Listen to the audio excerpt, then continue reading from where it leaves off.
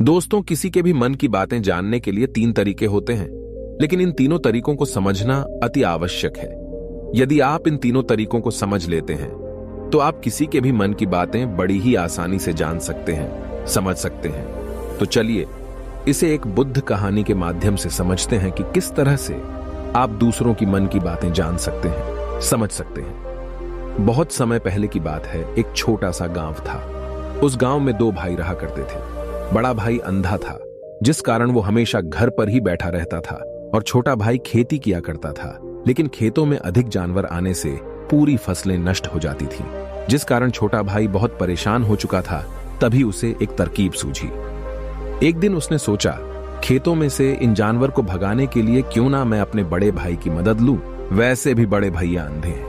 अगर वह खेत में बैठे रहेंगे और जानवरों की आहट आने पर वो उन्हें जोर से चिल्लाकर भगा सकते हैं, जिससे हमारी फसलें बच सकती हैं। इसलिए उन्हें मैं खेत में बिठा देता हूं। ये सब सोच विचार करने के बाद उसने अपने खेत में ही एक छोटी सी झोपड़ी तैयार की और अपने अंधे भाई को उस खेत में बिठा दिया और उनसे कहा, भैया, यदि कोई जानवर की आहट आपको सुनाई दे तो आप जोर जोर से चिल्लाना। ये सुनकर वो जानवर यहां से भाग जाएंगे और हमारी फसलें नष्ट होने से बच जाएगी। बड़ा भाई अपने छोटे भाई की बात मान लेता है और वो उस दिन से खेत में ही रहना शुरू कर देता है। जब भी किसी जानवर की आहट उसे सुनाई देती तो वो तुरंत जोर जोर से चिल्लाना शुरू कर देता, जिससे वो जानवर उसके खेतों से भाग जाते। ऐसा करते करते कई दिन बीत चुके थे। तभी एक दिन उसके खेत में एक हिरण भागता हुआ आता है और वह खेत के बांध को तोड़कर वहां से भाग गया। लेकिन उसी हिरण का पीछा करते हुए एक राजा भी उस खेत में आ पहुंचा। तभी राजा की नजर उस अंधे भाई पर पड़ती है। राजा उस व्यक्ति से कहता है, देखो, मैं यहां पर एक जानवर का पीछा करते हुए आया हूं। क्या तुमने उस जानवर को यहां पर देखा है? इस पर वो व्यक्ति कहता है, हे राजन, मैं तो अंधा हूं, मैं भला किसी जानवर को कैसे देख सकता हूं। लेकिन मैं आपको इतना जरूर बता सकता हूं कि जो जानवर मेरे खेतों से होकर भागा है वो आपके लायक नहीं है। आप उसके पीछे अपना समय यूं ही व्यस्त कर रहे हैं। राजा उस अंधे व्यक्ति की बात सुनकर बड़ा अचरज में पड़ गया। वो ये सोचने लगा कि आखिर ये तो अंधा है, फिर इसे कैसे पता कि जिस हिरन को मैं तलाश रहा हूं वह हिरन मेरे लायक है ही नहीं। ये अंधा व्यक्ति मुझे कैसे बता सकता है? तभी राजा उस अंधे व्यक्ति से कहता है, कहीं तुम मुझसे झूठ तो नहीं कह रहे? एक तरफ तुम ये कहते हो कि तुम अंधे हो और दूसरी तरफ तुम ये भी कह रहे हो कि जो जानवर यहां से भागा है वो मेरे लायक नहीं है। इस पर वो अंधा व्यक्ति कहता है, हे राजन, जिसे आप एक हिरण समझ रहे हैं, असल में वो एक हिरण नहीं है बल्कि एक हिरणी है, और वो भी गर्भवती है। और जहां तक मुझे ज्ञान है, मैंने कभी किसी राजा को किसी गर्भवती हिरणी का शिकार करते हुए नहीं सुना है। और इसी कारण मैं आपसे ये कह रहा हूं कि वो हिरणी आपके लायक नहीं है। आप उसके पीछे अपना समय व्यर्थ ना करें। यह सुनकर राजा और भी अचरज में पड़ गया। वो ये सोचने लगा कि आखिर ये अंधा आदमी ये कैसे जान सकता है कि वो हिरणी है और गर्भवती है। राजा कुछ देर सोच विचार करने के बाद अपने सेनापति से कहता है, सेनापति जी, मुझे वो जानवर जिंदा चाहिए, क्योंकि मुझे यह पता करना है क्या वह हिरणी है और क्या वह गर्भवती है। क्योंकि यह अंधा आदमी बहुत विश्वास के साथ कह रहा है और मुझे इस बात की पुष्टि करनी है। यदि वह हिरणी हुई और गर्भवती हुई तो वह हमारे शिकार के लायक नहीं है, क्योंकि हम तो एक हिरण का पीछा कर रहे थे। इसलिए जाओ और पता करो कि क्या वो हिरणी है। सेनापति राजा से आज्ञा लेकर आगे की ओर बढ़ चलता है और कुछ देर बाद जब वह वापस लौट कर आता है तो वह राजा को कहता है, हे राजन, इस अंधे आदमी ने जो भी बातें कही हैं वो बिल्कुल सही हैं। वो एक हिरणी ही है और वह गर्भवती भी है। यह सुनकर राजा आश्चर्यचकित रह गया। उसे समझ नहीं आ रहा था कि आखिर अंधा आदमी कैसे पता कर सकता है कि वह जानवर एक हिरणी है, और तो और वह गर्भवती है। भला एक अंधा आदमी यह कैसे देख सकता है? यह कैसे जान सकता है? आखिर इसे यह कैसे पता चला? ऐसे कई सारे प्रश्न अब राजा के मन में उमड़ने लगे। अब राजा ने यह ठान लिया था कि मुझे इस बात की तह तक पहुंचना ही है कि आखिर यह अंधा आदमी कैसे जानता है कि वह जानवर एक हिरणी है। ये सोचकर राजा उस अंधे आदमी के पास जाता है और उस अंधे आदमी से कहता है, देखो, मैं ये तो नहीं जानता कि तुम सचमुच अंधे हो या नहीं, लेकिन मैं तुमसे एक बात जानने आया हूं। क्या तुम मेरे प्रश्न का सही सही जवाब दोगे? इस पर अंधा व्यक्ति कहता है, हे राजन, आप जो कुछ पूछना चाहते हैं मुझसे पूछ सकते हैं, मैं आपको बिल्कुल सच सच जवाब दूंगा। इस पर राजा कहता है, देखो, एक तो तुम कहते हो कि तुम अंधे हो और दूसरी तरफ तुमने यह बता दिया कि जिस जानवर का पीछा मैं कर रहा हूं वह एक हिरणी है, और तो और वह गर्भवती भी है। आखिर तुम्हें यह कैसे पता चला? तुम्हारे खेत में और भी तो जानवर आते होंगे, और भी तो जानवर यहां से गुजरते होंगे, फिर तुमने यह कैसे अंदाजा लगाया? तभी वह अंधा व्यक्ति राजा से कहता है, हे राजन, आप जिस हिरणी का पीछा कर रहे थे वही हिरणी जब मेरे खेत में आई, उसकी रफ्तार और उसके भागने की आहट से मुझे यह एहसास हो चुका था कि यह एक हिरणी है, और मेरे खेत की जो बांध है वह बहुत छोटी है, उसकी ऊंचाई ज्यादा नहीं है। यदि कोई हिरण होता तो उस बांध को बड़ी आसानी से लांघ जाता, लेकिन वह हिरणी इस बांध को तोड़कर भागी है, और यदि वह इस बांध को छलांग लगाकर पार करने का प्रयास करती तो इससे उसके बच्चे को खतरा होता, और इसी बात से मैंने यह पता लगा लिया कि वह गर्भवती है।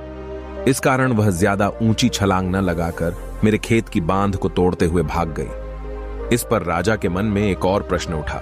राजा ने कहा, किंतु तुम्हें कैसे पता चला कि वो एक हिरणी ही है, और भी तो कोई जानवर यहां पर आ सकते हैं? इस पर वो अंधा व्यक्ति कहता है, हे राजन, मैं पूरा दिन सुबह शाम यहीं पर बैठा रहता हूं, और मेरी सुनने की शक्ति बहुत तेज है। मैं ये बाफ जाता हूं कि कौन सा जानवर मेरे खेत में आया है, और उसी के आधार पर मैं जोर जोर से चिल्लाता हूं ताकि वो मेरे खेत से भाग जाए और मेरे खेत की फसलों को नष्ट ना कर पाए। राजा उस अंधे आदमी का यह जवाब सुनकर पूरी तरह से संतुष्ट हो चुका था। वो मन ही मन ये सोच रहा था कि आदमी भले ही अंधा हो, लेकिन ये तो बड़ा ज्ञानी मालूम पड़ता है। इस आदमी से कुछ ना कुछ तो काम निकलवाना ही चाहिए। ये विचार लिए हुए राजा वहां से वापस अपने महल की ओर लौट जाता है। राजमहल पहुंचते ही राजा उस अंधे व्यक्ति से कहता है, आप तो बड़े ज्ञानी व्यक्ति हैं, आपको किसी भी बात का पता बड़ी आसानी से चल जाता है। आज मैंने आपको यहां पर इसलिए बुलाया है क्योंकि मैं आपसे ये जानना चाहता हूं कि मेरी पत्नी पतिव्रता है या नहीं। इस पर वो अंधा व्यक्ति कहता है, हे राजन, ये कैसा प्रश्न हुआ? इस पर राजा कहता है, मैंने आपसे बिल्कुल उचित प्रश्न किया है, मुझे इस प्रश्न का उत्तर दीजिए। इस पर वो अंधा व्यक्ति कहता है, हे राजन, ये सारी बातें जाने दीजिए। आपकी शादी को इतने साल बीत चुके हैं, और अब आप ये बात क्यों जानना चाहते हैं? आपके मन में ऐसे प्रश्न क्यों उठ रहे हैं? इस पर राजा जिद करते हुए कहता है, देखिए, आपको मुझे इस प्रश्न का उत्तर तो देना ही होगा। यदि आप मुझे इस प्रश्न का उत्तर नहीं देंगे तो मैं आपको मृत्युदंड दे दूंगा। राजा के मुख से यह बात सुनकर वो अंधा व्यक्ति कहता है, हे राजन, यदि आप इस प्रश्न का उत्तर चाहते हैं तो उसके लिए आपको मेरा एक काम करना होगा। राजा कहता है, बोलो, मुझे क्या काम करना होगा? इस पर व्यक्ति कहता है, इसके लिए आपकी पत्नी को मेरे साथ कमरे में अकेले छोड़ना होगा। उस अंधे व्यक्ति की यह बात सुनकर राजा पहले तो क्रोधित हो जाता है, लेकिन फिर कुछ सोच विचार करने के बाद वह उस व्यक्ति की बात मान लेता है और अपने सेनापति को आदेश देता है, सेनापति जी, इस व्यक्ति को और मेरी पत्नी को एक कमरे में कुछ देर के लिए अकेला छोड़ दे। सेनापति बिल्कुल वैसा ही करता है। अब राजा की पत्नी और अंधा आदमी एक कमरे में बंद हो चुके होते हैं। तभी वो अंधा आदमी राजा की पत्नी से कहता है, मुझे आपको छूना है। इस बात पर रानी अत्यधिक क्रोधित हो जाती है और उस अंधे आदमी को वो पकड़ पकड़ कर पीटने लगती है, कभी हाथों से तो कभी लातों से तो कभी पटक पटक कर। इस तरह से उन्होंने उस अंधे आदमी की खूब पिटाई की। उसके बाद किसी तरह से वह अंधा आदमी अपनी जान बचाकर वहां से भाग निकलता है और वह राजा के पास पहुंचता है और वह राजा से कहता है, हे राजन, आपकी पत्नी पतिव्रता नहीं है।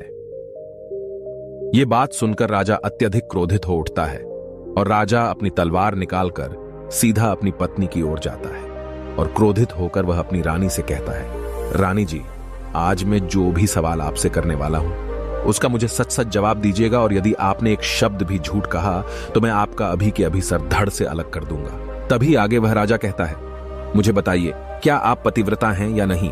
इस पर रानी कहती है, हे राजन, आप भले ही मुझे जान से मरवा दीजिए, लेकिन मैं पतिव्रता नहीं हूं। राजा यह बात सुनकर बहुत खुश हुआ, क्योंकि उस अंधे आदमी ने जो भी कहा था वह बिल्कुल सच था। यह बात सुनकर तुरंत ही राजा उस आदमी के पास पहुंचता है और आकर उस अंधे आदमी से कहता है, तुम्हें कैसे पता चला कि मेरी पत्नी पतिव्रता नहीं है? इस पर वह अंधा आदमी कहता है, हे राजन, बड़ी सीधी सी बात है। मैंने तो आपकी पत्नी से बस इतना ही कहा था कि मुझे आपको छूना है, और इस बात पर वह इतना क्रोधित हो उठी कि उन्होंने गुस्से में आकर मुझे लात घूंसों से पीटना शुरू कर दिया।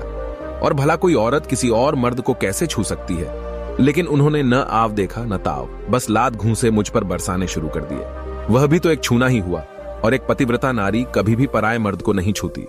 जब मैंने उसे छूने के लिए कहा था तो वह उस वक्त मुझे मना कर सकती थी, लेकिन उन्होंने तो मुझे पीटना शुरू कर दिया और देखते ही देखते उन्होंने मेरे पूरे शरीर को छू लिया। अब आप ही बताइए, ऐसी स्त्री भला पतिव्रता कैसे हो सकती है? इस पर राजा कहता है, तुम तो बड़े ज्ञानी मालूम पड़ते हो। अच्छा ठीक है, चलो तुम मेरे एक प्रश्न का और जवाब दो। यदि तुमने मुझे इस प्रश्न का सही जवाब दे दिया तो मैं तुम्हें यहां से जाने दूंगा। आगे राजा उस अंधे आदमी से कहता है कि तुम मुझे यह बताओ, क्या मैं सच में अपने पिताजी का ही बेटा हूं या फिर किसी और का? इस पर वह अंधा भी कहता है, हे राजन, इस बात से आपका क्या लेना देना? आप किसी की भी औलाद हो, आखिर आप हैं तो इस राज्य के राजा, इसलिए इस प्रश्न को जाने दीजिए। लेकिन राजा कहता है, नहीं, मुझे इस प्रश्न का सही जवाब चाहिए, अन्यथा यह प्रश्न मुझे हमेशा परेशान करता रहेगा। इसलिए मैं इसका सही जवाब जानना चाहता हूं। यदि तुम इसका सही जवाब दे देते हो तो तुम यहां से जा सकते हो, मैं तुम्हें नहीं रोकूंगा। इस पर वह अंधा आदमी कहता है, हे राजन, इसके लिए तो मुझे आपके मां के पास भी जाने की कोई आवश्यकता नहीं है। मैं आपको अभी यह बता सकता हूं कि आप किसकी औलाद हैं, लेकिन उससे पहले मैं चाहता हूं कि आप मुझसे एक वादा करें कि आप मुझ पर क्रोध नहीं करेंगे। राजन ने कहा, मैं तुमसे वादा करता हूं, मैं तुम पर क्रोध नहीं करूंगा। इसके बाद वह अंधा आदमी राजा से कहता है, हे राजन, आप है तो अपने ही पिता के पुत्र, लेकिन आप पर एक कंजूस सेठ की छाया पड़ी हुई है। यह सुन राजा बहुत क्रोधित हो उठा और वह तुरंत तलवार निकालकर अपनी मां के पास जा पहुंचा। वह वहां पर पहुंचने के बाद अपनी मां से कहता है, मां, मुझे सच बताइए, क्या मैं अपने ही पिता का पुत्र हूं या नहीं? यदि आपने मुझे सही नहीं बताया तो वह यहीं पर अपने प्राण त्याग दूंगा। मुझे बताओ क्या सच है? इस पर उस राजा की मां कहती है, बेटा, तू है तो अपने ही पिता का पुत्र, लेकिन तुम्हारे ऊपर एक कंजूस सेठ की छाया पड़ी हुई है। जब मैं एक बार नहाने के बाद अपना मुंह आईने में देख रही थी, तभी उस कांच के पीछे मुझे एक कंजूस सेठ नजर आता है और उसी की छाया तुम पर पड़ चुकी है। यह सुन राजा बहुत खुश हो जाता है और वह तुरंत दौड़ा वापस उस अंधे आदमी के पास पहुंचता है और उस अंधे आदमी से कहता है, तुम्हें यह कैसे पता? तब तक मिलते हैं हम आपसे ऐसी ही एक और प्रेरणादायक कहानी के साथ अगले दिन। हे राजा, धन्यवाद। आपने मुझसे कई सारे सवाल पूछे जिनका जवाब मैंने आपको सही दिया है। यदि कोई और राजा होता तो मुझे इसके बदले में ढेरों सारे इनाम मिल चुके होते, लेकिन अब तक आपने एक फूटी कौड़ी तक नहीं दी है। इस बात से ही मैंने अंदाजा लगा लिया था कि आप बहुत कंजूस हो। यह बात सुनकर राजा जोर से हंसने लगा और कहता है कि आप जो भी मांगेंगे वह मैं आपको अवश्य दूंगा, लेकिन मुझे यह बताओ कि तुम्हें कैसे पता चल जाता है कि कौन सी बात सही है और कौन सी गलत? तुम किसी भी बात का इतना सटीक और सही जवाब कैसे दे पाते हो?